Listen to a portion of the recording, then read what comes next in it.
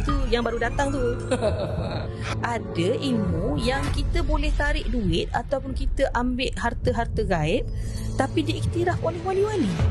Saya tengok kepala awak orang, tapi saya tengok badan awak harimau. Is adalah antara yang istimewa untuk menanggung warisan. Ni cikgu buka ni.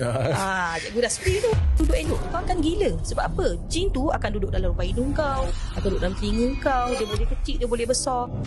Kau tak nampak lagi jin yang telinga jatuh, tarik hidung jatuh sebab tua. Bila Allah tak bagi tu, makna jangan nak cuba-cuba. Ramai orang DM saya, cikgu boleh tak tolong buka? Jin yang berkuasa ialah jin yang berada di lautan. Laut ni antara yang paling core sekali. Tapi sungguh cikgu cakap, dia dah sampai dah.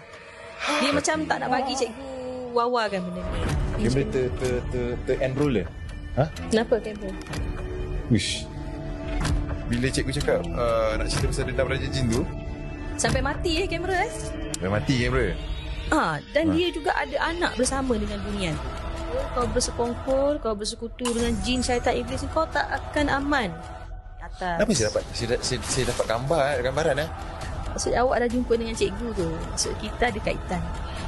Kalau tak ada kaitan, awak tak akan boleh nampak apa yang awak nampak sekarang. Ish.